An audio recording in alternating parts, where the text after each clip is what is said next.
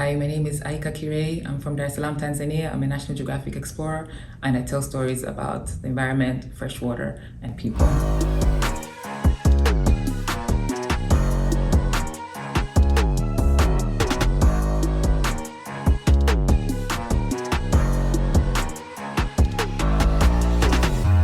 Research shows that storytelling plays an important role in conservation efforts, especially for children, as it brings environmental issues to life by simplifying complex concepts while instilling a sense of responsibility and empathy for nature from a young age. Tanzanian filmmaker Aika Kirei is the creator of the animated series Chiku Katope. She tells me that by using relatable characters and engaging narratives, the award-winning series has been able to reach thousands of primary school students in Tanzania, educating them on conservation issues in an entertaining and impactful way. She joins me for a conversation. First of all, congratulations on the success of your animated series Chiku Katope. Yes. And of course your documentary Fahari Yetu, Zanzibar Saves Its Seas. Talk to us about what inspired you to create these projects and what message were you hoping to convey to your audience? Yes, so I was a producer for Fahari Yetu, Zanzibar Saves Its Seas, and I wrote, created, and directed the animation Chiku Katope. And for Chiku Katope, what I really wanted was to talk about conservation, but to children, and to start that at an early age, because when you cultivate that interest and that care for the environment at an early age, children then grow up to be the adults who make the decisions about the environment, who live with the environment, who can actually help to kind of create policies that can create a better a conservation culture in the country. So that was really my target, and I made it in Kiswahili because we really don't have that content in Kiswahili. Okay. How has it impacted children? It's been amazing. We've taken it to many schools, screened it to thousands of children, and the feedback has always been we've learned a lot. We usually have Q&As before and after, and just the responses. We've had drawing sessions with the children, and just the learning and the knowledge, and you see the inspiration. We want to be like Chick, we want to be like Katope, we want to protect our environment. So the response has been really amazing. And how do you approach storytelling when tackling these complex environmental issues? What do you think makes a compelling environmental narrative? Oh, that's a good question. I think what makes a compelling environmental narrative is something that is relatable to the context where the story is being told.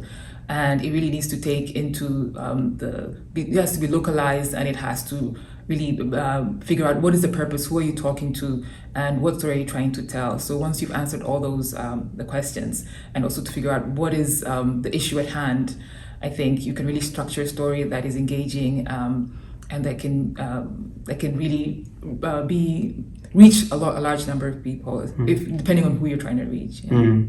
Now, of course, Tanzania, like many of these East African countries or African countries, is known for its rich biodiversity and environmental challenges, of course. How do you see the role of storytelling and media in addressing these challenges and promoting conservation efforts in the country? Storytelling is key because there's a lot of research that has been done at university level with scientists. But how do you communicate that to the larger population? How do you share that in a way that how do you share the findings and that research in a way that is actionable and that can reach the people who actually are engaging with that that environment and those resources that have been talked about. So storytelling is really key in making that data meaningful and actually creating impact on the ground. Now, beyond filmmaking, you are a National Geographic explorer. Can you tell us more about your exploration work and how it intersects with your passion for storytelling and environmental advocacy? Yes, as a National Geographic explorer, I'm telling about freshwater conservation stories, which is under the World Freshwater Initiative, which at this stage, this phase, it's telling stories about the freshwater challenges in different areas around the world. So my focus was in Tanzania, Dar es Salaam, looking at the lakes that used to be there and how they've changed over time. And it's been something that required a lot of research because we really don't have that documentation at the moment in our country. So the biodiversity is something that through this World Freshwater Initiative and through this documentary, it kind of looks at how the biodiversity has changed through human activity and the development of cities. With the rise of digital media and streaming platforms like YouTube, Netflix, TikTok, and others, or Instagram, we know that consumer habits are changing rapidly. How do you see the future of environmental filmmaking evolving, and what opportunities and challenges do you anticipate? The future of environmental filmmaking is broad. I think depending on the target audience that you want to reach, you can use all of these platforms that are available today, and that's a great thing. And I think that would actually invite more filmmakers and more storytellers into the space, so that's really wonderful. Yes. What advice would you give to aspiring filmmakers and writers who are passionate about using their craft to raise awareness about environmental issues and inspire positive change? How do you start? And yeah, go ahead. I say if you have a phone, if you have a group of people, or even if yourself, go out there, find out what story means a lot to you in your community. There's stories everywhere. I think once you've noticed that, and if you see a topic that you're really curious about, learning more about, or that impacts you in your daily life, go out there, tell that story, talk to the community, and share that story with others. I mean, that's the big, in whatever level, from again, as you said, social media, Instagram, TikTok, 1-minute videos, it's all impactful. You could have told, or you could be telling different stories. There's a myriad of stories around the continent, whether from politics or entertainment. Why did you choose this subject matter, environment?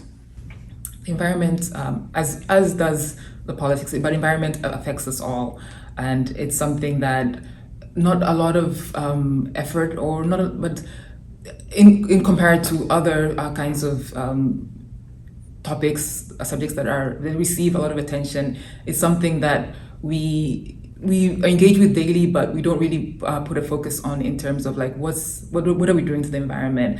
And when you tell stories about the environment, and it kind of helps people to be more inspired in changing their behavior, changing their attitudes, and helping maybe to conserve it. Okay. Yeah.